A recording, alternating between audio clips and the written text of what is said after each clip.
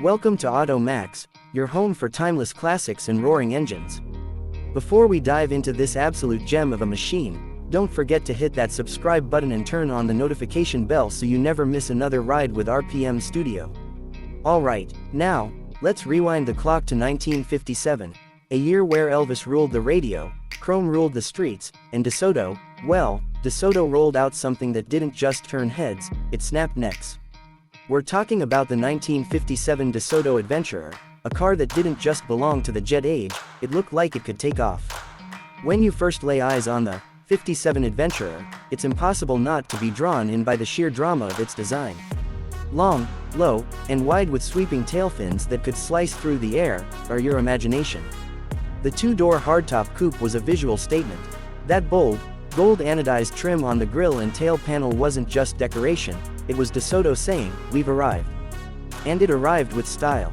This was the era when cars looked like they were designed in a wind tunnel and a Hollywood studio. Now picture this.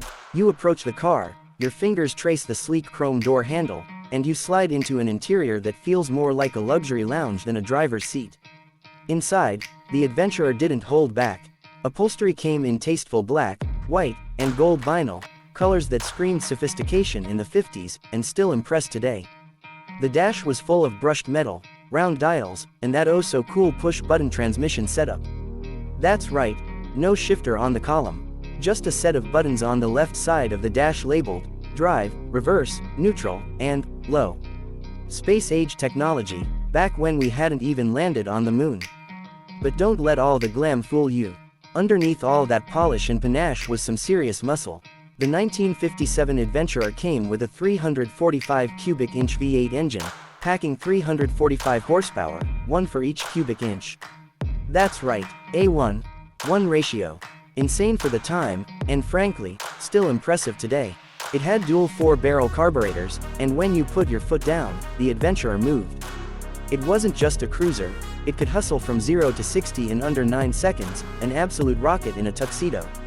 Handling-wise, it had torsion bar front suspension, Chrysler's torsion air ride, which gave it surprisingly modern road manners.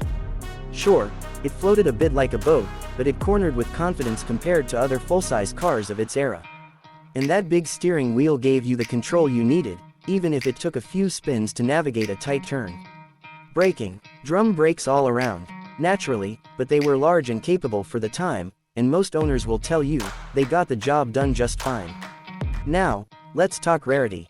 DeSoto only produced just over 1,900 Adventurers in 1957. That makes it not just special, but scarce.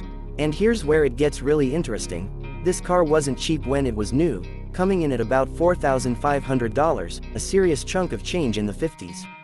Adjusted for inflation, that's over $50,000 today. But what do they go for now? Well, that depends on condition. A clean, fully restored 1957 DeSoto Adventurer in top shape. That could fetch anywhere from $90,000 to $150,000, depending on originality and provenance. A survivor car needing light restoration, maybe $40,000 to $60,000.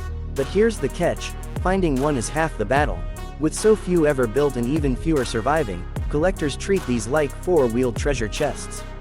So is the 57 Adventurer just another pretty face from the golden era of American motoring? Not even close. It's a symbol of a time when cars weren't just transportation, they were dreams on wheels. When boldness wasn't optional, it was standard equipment.